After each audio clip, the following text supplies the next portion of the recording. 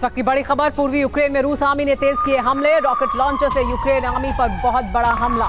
Ukraine के हथियार depot पर BM-21 ग्रैड रॉकेट लॉन्चर से प्रहार किया गया। रूसी हमले में पूरी तरह तबाह हुआ यूक्रेनी हथियार डिपो।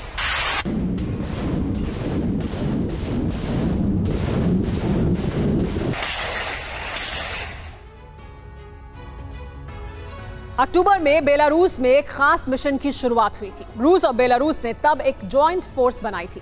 जॉइंट फोर्स में रूस के सिर्फ 9,000 जवान हैं, जबकि बेलारूस के 70,000। यूक्रेन और नेटो देशों ने इसे बेलारूस से शुरू होने वाले मिशन कीव का पहला स्टेप माना था। अब लगता है उस मिशन को पूरा करने का वक्त आ गया है। बेलारूस में रूस के हथियारों का भारी जखीरा पहुंचने के बीच रूस के कमांडर इन चीफ और यूक्रेन मिशन के डेप्यूटी हेड कुछ अधिकारियों के साथ बेलारूस पहुंचे हैं। यूक्रेन इसे बेलारूस बॉर्डर से यूक्रेन पर अटैक का काउंटडाउन मान रहा है। तस्वीर नंबर 1, 3 दिन पहले बेलारूस बॉर्डर।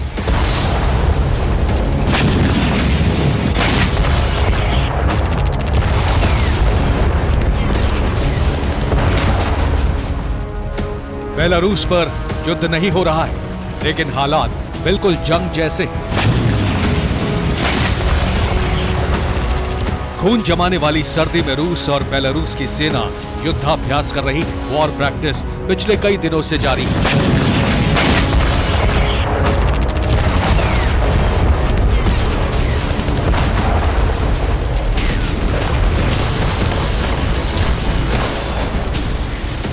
तस्वीर नंबर 2, 6 दिन पहले बेलारूस बॉर्डर।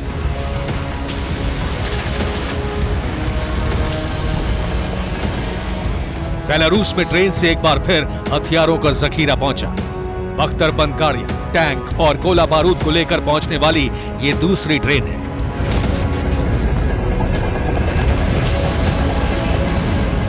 तस्वीर नंबर 3, 7 दिन पहले बेलारूस बॉर्डर।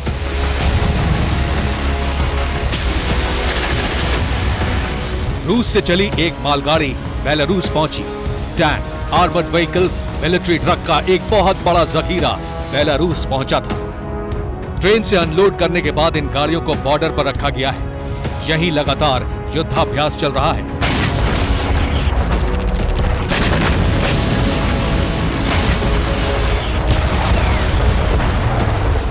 तस्वीर नंबर 4, 7 दिन पहले बेलारूस बॉर्डर।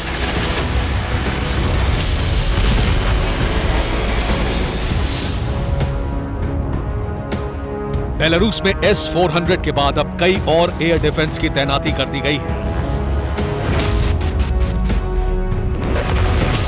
और सबसे अहम है ये तस्वीर। Russian commander in chief general Oleg कुछ अफसरों के साथ बेलारूस पहुंच गए हैं। शक की कोई गुंजाइश नहीं रह गई है कि बेलारूस की जमीन से पुतिन कुछ बड़ी प्लानिंग कर रहे हैं।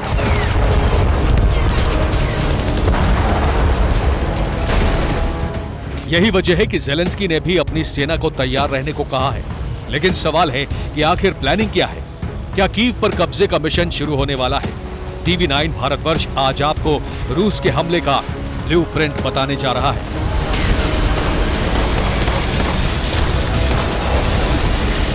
बेलारूस से अटैक फिक्स, रशियन हमले का ब्लूप्रिंट।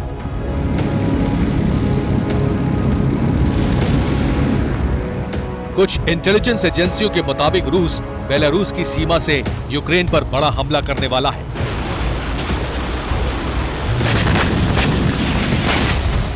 आठ जनवरी से हमले का प्लान एक्टिव है। 9 जनवरी से हमले की कई बार प्रैक्टिस हो चुकी है। हथियारों का बहुत बड़ा जखीरा पहुंच चुका है। 1,70,000 से 2 लाख रूसी सैनिक हमला करेंगे। रिपोर्ट्स के मुताबिक रूस का मकसद इस बार कीव पर कब्जा करना नहीं है। रूस का पहला टारगेट लुत्स्क है।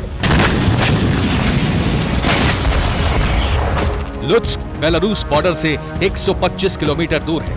लुत्स्क के बाद रूस की सेना लवीव पर हमला करेगी। लवीव बेलारूस बॉर्डर से 130 किलोमीटर दूर है।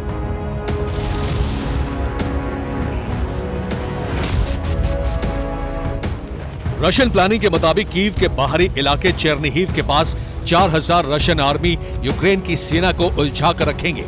ताकि यूक्रेन की सेना लुत्स्क और लवीव तक पहुंच न सके। लुत्स्क को भी सोच समझकर टारगेट बनाया गया है। लुत्स्क में जंगल, दलदल और छोटी नदियां हैं। रूस की सेना बिना टैंक के यहां आगे बढ़ सकती है। लुत्स्क में यूक्रेन की सेना के लिए पलटवार मुश्किल है।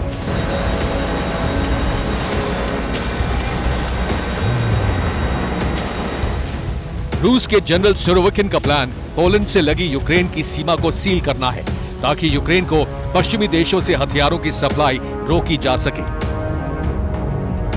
बेलारूस की सीमा पर इस वक्त 400 टैंक पहुंच चुके हैं, 600 आर्मर्ड व्हीकल्स हैं, स्कंदर बैलिस्टिक मिसाइल और दर्जनों अटैक हेलीकॉप्टर्स की तैनाती की जा चुकी है। बेलारूस में रूस का Su-30 MiG-31K भी तैनात है। बेलारूस को पलटवार से बचाने के लिए रूस ने यहां एयर डिफेंस सिस्टम S-400 को बहुत पहले ही तैनात कर दिया था। कहा जा रहा है कि बेलारूस की सेना इस बार भी युद्ध में शामिल नहीं होगी। बेलारूस की सेना रूस की सेना को जरूरी सामानों की आपूर्ति करती रहेगी। नेटो देशों के हमले से बेलारूस को बचाने के लिए रूस ने चेतावनी दी है कि अगर बेलारूस पर किसी तरह का अटैक हुआ तो बेलारूस भी युद्ध में शामिल हो जाएगा। बेलारूस की बॉर्डर पर रशियन फौज और युद्ध का साजो सामान तैयार है। माना जा रहा है कि अब रशियन कमांडर इन चीफ और डिफेंस मिनिस्ट्री पूरे प्लान का फाइनल रिव्यू करेंगे और उसके बाद यूक्रेन पर हमले को ग्रीन सिग्नल मिलेगा। Bureau report, TV9 Bharatvarsh.